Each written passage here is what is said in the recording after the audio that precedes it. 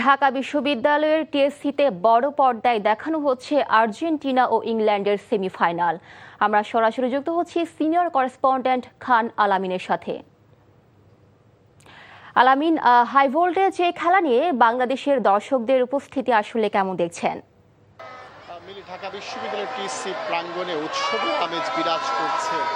হাজার হাজার খেলাপ্রেমী দর্শকরা এখানে জড়ো হয়েছেন, যেখানে টিএসসি প্রাঙ্গণের যে মূল স্ক্রিন, সেই স্ক্রিনের কাছাকাছি পৌঁছাটা আমাদের জন্য অনেকটা দুঃসাধ্য বলা যায়।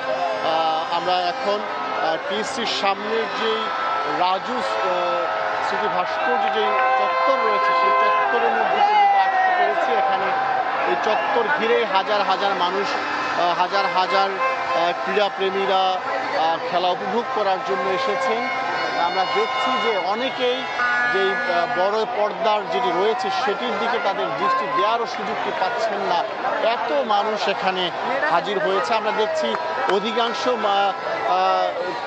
ক্রীড়াপ্রেমীদের গায়ে হচ্ছে আর্জেন্টিনার জার্সি রয়েছে, এবং কয়েকজনকে আমরা দেখতে পাচ্ছি ইংল্যান্ডের পতাকা তারা নিয়ে এসেছেন। বুবুজেলা হাতে রয়েছে, অনেকের বাঁশি রয়েছে।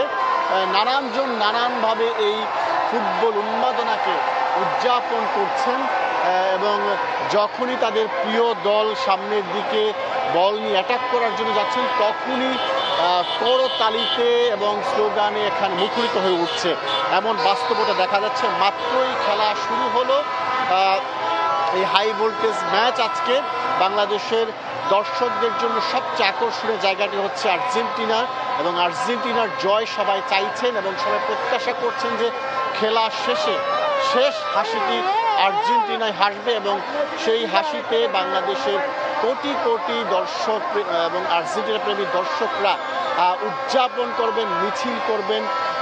মিছিলে মিছিলে তারা মুখর করে তুলবেন ঢাকা বিশ্ববিদ্যালয় প্রাঙ্গণকে কিংবা আশপাশের যত এলাকা রয়েছে। তো মিলে আমার কাছে এই হচ্ছে সবশেষ তথ্য। আশপাশের প্রচণ্ড তীব্র সাউন্ড আপনি নিশ্চয়ই শুনতে পাচ্ছেন, এতেই বোঝা যাচ্ছে এখানকার আমেজটা আসলে কি বিরাজ করছে। মিলি। দর্শক, এতক্ষণ দেখছিলাম টিএসসিতে বড় পর্দায় আর্জেন্টিনা ও ইংল্যান্ডের মধ্যকার দ্বিতীয় সেমিফাইনালের খবর।